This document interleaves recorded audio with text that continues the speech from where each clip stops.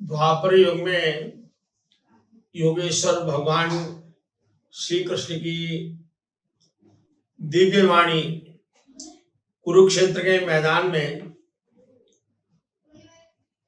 अर्जुन को उपदेश करते हुए भगवत गीता के रूप में विश्व विस्तृत है।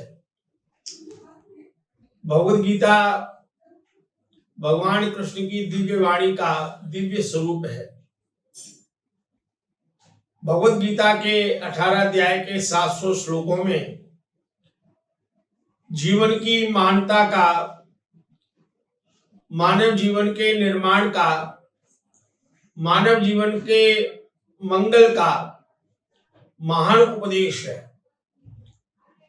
इन 18 अध्यायों में प्रत्येक अध्याय में अलग अलग विषय है।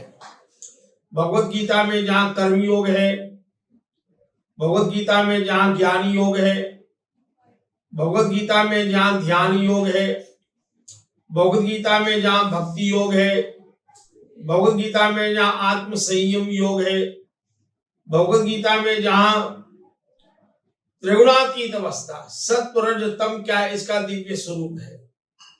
भगवत गीता में आत्मा और शरीर की दिव्यता का पावन चित्रण भी है। अर्जुन को क्षत्रिय धर्म के पालन करने के लिए भगवान श्री कृष्ण ने जो दिव्य उपदेश दिया है, उस उपदेश का भी दिव्य स्वरूप यहाँ सन्निहित है। आज हम चिंतन करेंगे भगवत गीता के 17वें अध्याय में भगवान कृष्ण ने 3 प्रकार के भोजन का स्वरूप निश्चित किया। भोजन हमारे जीवन का उत्तम आहार है। हमारे घर में इस आहार के द्वारा हमारे शरीर का संपोषण, संवर्धन और विकास होता है। आइए हम चिंतन करें भगवान श्री कृष्ण क्या कह रहे हैं। ये भोजन के जो 3 स्वरूप है, सात्विक भोजन क्या है, राजसिक भोजन क्या है और तामसिक भोजन क्या है। इन तीनों प्रकार के आहार के संबंध में भगवान श्री कृष्ण ने बहुत दिव्य उपदेश दिया। और भगवान श्री कृष्ण गीता में समझा रहे हैं कि सात्विक भोजन यदि हम ग्रहण करेंगे तो हमारे अंदर सात्विक बुद्धि आएगी, सात्विक भाव उत्पन्न होंगे, सात्विक कर्म करने की प्रेरणा होगी और भक्ति में भी सात्विकता का संवर्धन होगा। तो सात्विक भोजन कैसा है? जब अपने घर में हम, जो हमारी पाकशाला है, रसोई घर है, जो माताएं भोजन बना रही हैं, मेरी आपसे विनम्र प्रार्थना है भगवत गीता के इन 3 श्लोकों को आप अपने रसोई घर में फोटोकॉपी करके चिपका के रख लें और फिर आप चिंतन करना कि हमारी रसोई से जो भोजन बन के आ रहा है, हमारे परिवार जो उसका ग्रहण कर रहा है, क्या हम सात्विक भोजन ग्रहण कर रहे हैं और किस भाव से हमें सात्विक भोजन ग्रहण करना चाहिए, उसका परिणाम क्या है, स्वरूप क्या है। तो भगवान कहते हैं आयु सत्व बल आरोग्य सुख प्रीति विवर्धना रस्या स्निग्धा हृदया च आहार सात्विक प्रिया। भगवान करें सात्विक प्रिया, सत्व प्रधान लोगों को, जो सात्विक वृत्ति वाले लोग हैं, जो प्रसन्न रहते हैं, जो सतोगुण में रहते हैं, ऐसे सज्जन धर्मात्मा सात्विक सज्जनों को जो सात्विक भोजन करेंगे तो उसके भगवान ने 6 परिणाम बनाए। 6 परिणाम क्या क्या है? तो भगवान पहला कहते हैं आयु। सात्विक भोजन करने से हमारी आयु का संवर्धन होगा, आयु निरोग रहेगी, आयु दीर्घायु होगी, आयु जीवन में आनंद में होगी। तो यदि हम जीवन में आनंद में दीर्घायु प्राप्त करना चाहते हैं तो आइए सात्विक भोजन ग्रहण करें। आयु दूसरा है आयु सत्व, जीवन में सात्विकता की वृद्धि होगी, सत्व भाव आएगा, बुद्धि सात्विक बनेगी, मन सात्विक होगा, हमारी इंद्रियों में सात्विकता आ जाएगी, हमारे कर्म सात्विक हो जाएंगे। तो ऐसा जो भोजन है जो आयु को बढ़ाने वाला है, सत्व को बढ़ाने वाला, आयु सत्व बल, तीसरा है बल, जिससे हमारे शारीरिक बल की, हमारी फिजिकल स्ट्रेंथ बढ़ेगी, हमारी फिजिकल एनर्जी बढ़ेगी, हमारा शरीर हृष्ट और पुष्ट होगा, हमारे शरीर में बल और पराक्रम बढ़ेगा। तो आयु सत्व बल आरोग्य, चौथा परिणाम है आरोग्य, निरोगता रहेगी, कोई रोग नहीं आएगा, रोगों से हमें मुक्ति मिलेगी। तो सात्विक भोजन का परिणाम है आयु सत्व बल आरोग्य, पांचवा है सुख, जीवन में सुख की मात्रा बढ़ती चली जाएगी, सात्विक सुख बढ़ेगा। यदि हम जीवन में सात्विक भोजन करेंगे तो उसका पांचवा फल हमें सुख मिलेगा। और अंतिम है सुख प्रीति विवर्धना, प्रीति माने प्रेम स्नेह, जीवन में संप्रीति बढ़ेगी, विवर्धना बढ़ाने वाले हैं। तो 6 उसके लाभ बना दिए, आयु सत्व बल आरोग्य सुख प्रीति विवर्धना बढ़ाने वाले हैं। और ये भोजन है कैसा? आयु सत्व बल आरोग्य सुख प्रीति विवर्धना, रस्या स्निग्धा हृदया च आहार सात्विक प्रिया। रस्या, ये भोजन रसीला होता है, रस युक्त होता है। जिस भोजन में रस है, जो भोजन नीरस है वो सात्विक नहीं हो सकता। भोजन रसयुक्त होना चाहिए, और रसयुक्त भोजन को हम अपनी रसना से ग्रहण करें। क्या बात है, रसना यहाँ है और सात्विक भोजन बाहर है, थाली में है। उस रसीले भोजन को रसना के द्वारा ग्रहण करेंगे तो हमारा जीवन रस में हो जाएगा, आनंद में हो जाएगा। इसलिए भगवान कहते हैं रस्या स्निग्धा, जो स्निग्ध है, चिकना है, जिसमें दूध घृत की मात्रा है, हृदय जो हृदय के लिए अनुकूल है, जो हमारे हृदय के लिए अनुकूल है, रस्या स्निग्धा हृदया च आहार सात्विक प्रिया, ऐसा भोजन सात्विक लोगों को प्रिय होता है। अब कहा राजसिक भोजन क्या है, रजोगुणी लोग कैसा भोजन ग्रहण करते हैं? तो भगवान गीता के 17वें अध्याय में राजसिक भोजन का वर्णन करते हुए कहते हैं कटु अम्ल तीक्ष्ण रूक्ष विदाहीन। जो भोजन कटु अर्थात कड़वा है, और अम्ल जो खट्टा है, जिसमें खट्टापन है, और तीसरा है लवण, लवण युक्त है, बहुत अधिक नमकीन है। इतना ज्यादा नमक का प्रयोग भोजन में कर दिया कि भोजन की सारी सब्जियां नमकीन हो गई, नमक की मात्रा ज्यादा हो गई है। तो पहला कहा कटु जो कड़वा है, दूसरा कहा अम्ल जो बहुत अधिक खट्टा है, खटाई का प्रयोग बहुत ज्यादा किया है, बहुत ज्यादा आम डाल दिए, इतनी उसमें खटाई ज्यादा आ गई है, और नमकीन जो लवण युक्त हो गया है। फिर कहा अति उष्ण जो बहुत गर्म है, अति उष्ण, उष्ण के आगे यहाँ अति का प्रयोग है, जो अत्यधिक उष्ण है, बहुत गर्म है। और फिर लिखा अति उष्ण और अति तीक्ष्ण जो बहुत ज्यादा तीखा है। क्या बात है, बहुत अधिक तीखा भोजन है। और अति तीक्ष्ण रूक्ष जो बहुत रूखा है, ऐसा जो भोजन है। और विदाहीन जो दाहन करने वाला है, पीड़ा करने वाला है, जला रहा है। तो कड़वा 1, खट्टा 2, नमकीन 3, बहुत गर्म 4, और तीखा 5, रूखा 6, और दहा जलन पैदा करने वाला भोजन कर रहे हैं, जलन हो रही है अंदर। ऐसी जो 6 प्रकार का, और ये 6 प्रकार का भोजन राजसिक है। अब पहचान कर लीजिए, हमारे आहार में यदि 6 तरह की वृत्तियां हैं भोजन में, तो वो राजसिक भोजन हो गया। उसका परिणाम क्या होगा? तो भगवान गिरा रहे हैं आहारा राजसेष्टा, राजसी व्यक्तियों को ये बड़ा अच्छा लगता है, जिसमें काम अधिक है, क्रोध अधिक है, ईर्ष्या अधिक है, मुत्सर्ग है, मात्सर्य है। ऐसे लोगों को राजसिक भोजन बड़ा प्रिय लगता है। बहुत तीखा चाहिए, नमकीन चाहिए, खट्टा चाहिए, ये राजसिक वृत्ति के लोग हैं। और इसके दुष्परिणाम क्या होंगे? तो भगवान ने 3 दुष्परिणाम गिना रहे, दुख, शोक, आमय प्रदाह। ऐसे भोजन करने से दुख होगा। पहला परिणाम दुख है राजसिक भोजन का। दूसरा है शोक, शोक मानी चिंताएं। ऐसे भोजन करने से आप शोक में डूब जाएंगे, चिंता में डूब जाएंगे। और तीसरा शब्द है आमय। आमय का अर्थ रोग, प्रदाह देने वाले। दुख, शोक, आमय प्रदाह, आमय रोग आदि को देने वाला है। और भगवान यही भगवत गीता के 17वें अध्याय के 10वें श्लोक में भगवान ने 8वें श्लोक में सात्विक भोजन की चर्चा की, 9वें भोजन में राजसिक भोजन की चर्चा की। अब 10वें भोजन में तामसिक भोजन कैसा है।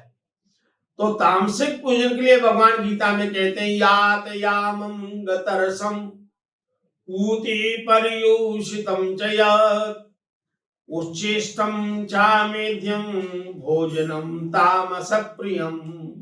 जो तमोगुणी व्यक्ति है, जिनके जीवन में ताम है, तामस भाव है, अकर्मण्यता है, कर्महीनता है, कर्तव्य परायणता नहीं है, आलस्य में डूबे हुए प्रमादी जीवन में है, ऐसे प्रमादी लोग, कर्महीन लोग, आलसी लोग कैसा भोजन है? यात यामम, जो पहले बना के रख लिया, पिछली रात का बना हुआ भोजन, पिछले रात्रि में बना करके फ्रिज में रख लिया भोजन। अब देखो, फ्रिज किन देशों में था जहां बहुत अधिक ठंड पड़ती थी, अब हर दिन भोजन बनाना बड़ा मुश्किल है। तो ऐसे देशों में फ्रिज आया कि अपने लिए जीवन आहार के लिए कुछ भोजन रख संग्रहित करके रख लिया जाए, फिर उसको समय आने पर गर्म करके खा लिया जाए। लेकिन अब फ्रिज का प्रयोग सब जगह होने लगा, अमीर व्यक्ति भी खाने लगा, सामान्य व्यक्ति भी चाहता है हमारे घर में फ्रिज हो। अब हर घर में फ्रिज मिलने लगा। और विवाह आदि शादियों में कन्या के माता पिता अपनी बेटे के लिए पहले फ्रिज देने लगे, सब्जी बना के रख लो और 2-2 3-3 खाते रहो।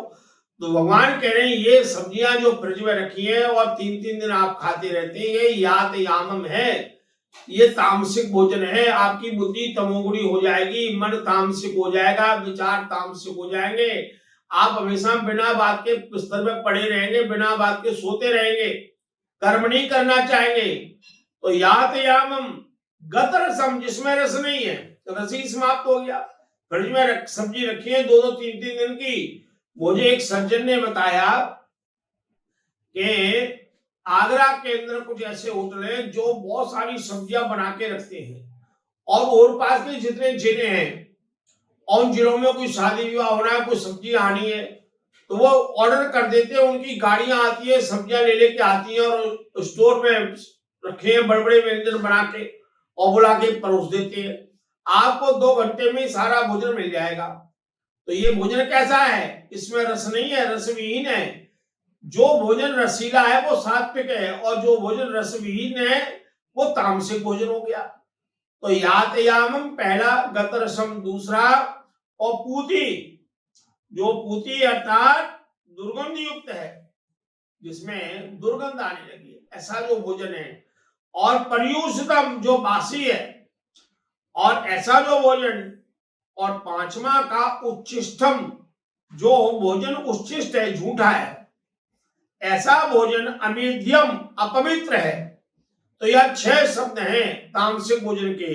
यात यामम 1, गत रसम 2, पूती 3, पर्युषितम 4, उच्चिष्टम 5, और ऐसा अमेध्यम, जो भोजन है अपवित्र है। ऐसे 6 प्रकार का भोजन जो है तामस प्रियम, तामस लोगों को बड़ा प्रिय है। अब आप विचार करिए, यदि हमने ऐसा भोजन ग्रहण किया तामसिक, तो हमारा तामसिक भोजन का प्रभाव हमारी सीधी बुद्धि पर आता है। तामसिक व्यक्ति की लर्निंग पावर घट जाएगी, उसे जल्दी याद नहीं होगा। इसलिए जो माताएं अपने बच्चों को तमोगुणी भोजन कराएंगी, तो उन घर के बच्चों की तमोगुणी बुद्धि होगी, वो क्लास में पढ़ने में पीछे रह जाएंगे, जल्दी जो टीचर पढ़ा रहा है ग्रहण ही नहीं कर पाएंगे। और जल्दी याद नहीं होगा, देर जल्दी भूल जाएंगे। हाँ, ये तमोगुणी बुद्धि है, देर से याद हो रहा है और जल्दी भूल रहे हैं। और सात्विक बुद्धि क्या है, जल्दी याद हो रहा है, देर तक याद है। तो आप चाहते हैं आपके घर के बच्चे योग्य बने, मेधावी बने, प्रज्ञावान बने, बुद्धिमान बने, क्लास में अच्छे अंक लेकर के अच्छे उत्तीर्ण हो, तो उनको सात्विक भोजन कराइए। सात्विक भोजन करेंगे तो घर में सबका स्वास्थ्य उत्तम रहेगा। तो भगवान कृष्ण की दिव्य वाणी, उसमें हमने 3 प्रकार के सात्विक भोजन से प्रसन्नता रहेगी, उल्लास रहेगा, उमंग रहेगा।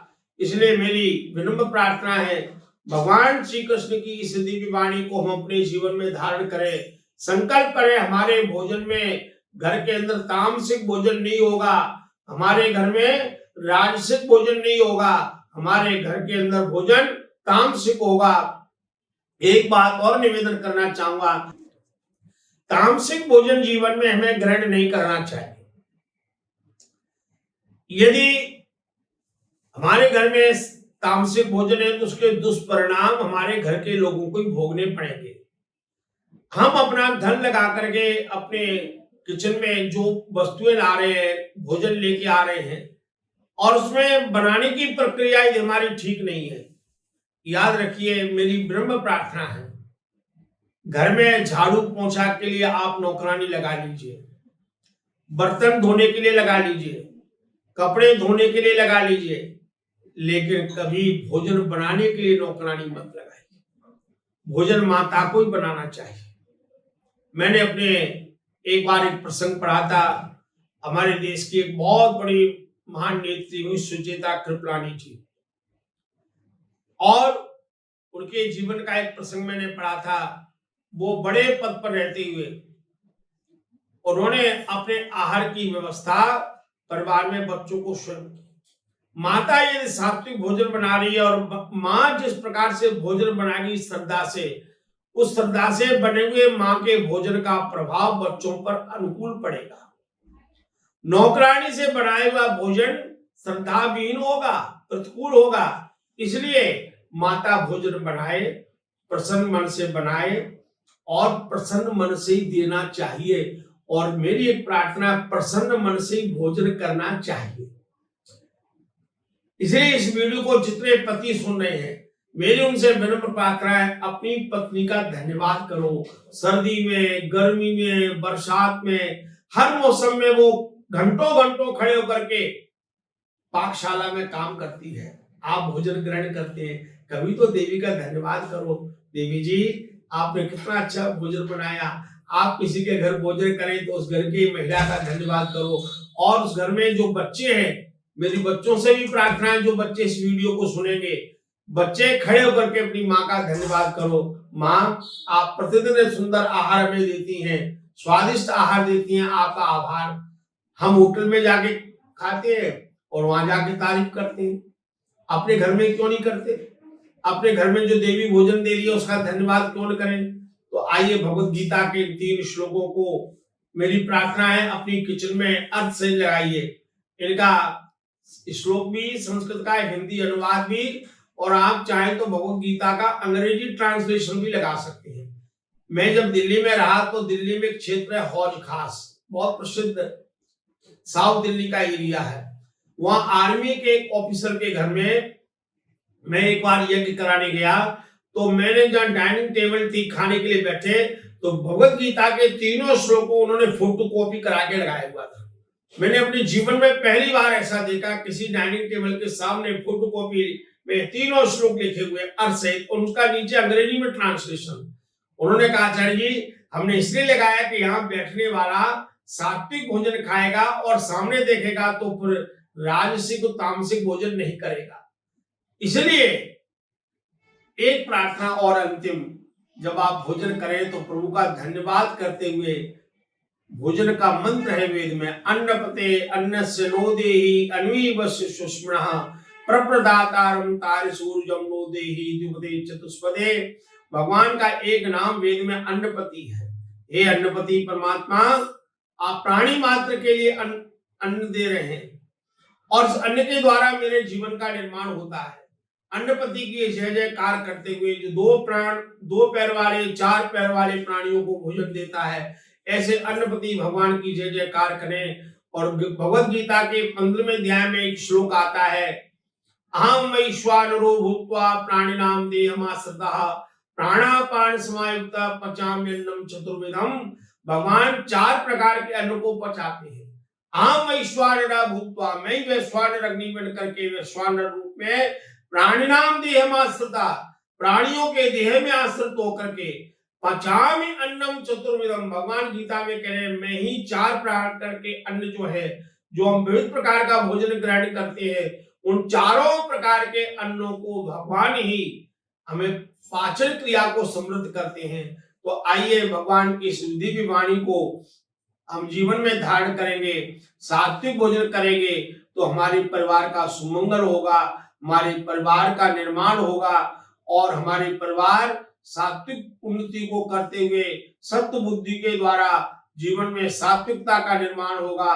परिवार में उल्लास, प्रसन्नता, उमंग, उत्साह, ईश्वर भक्ति, सब दिव्य गुणों का समावेश होगा। इन शब्दों के साथ ओम शांति शांति शांति।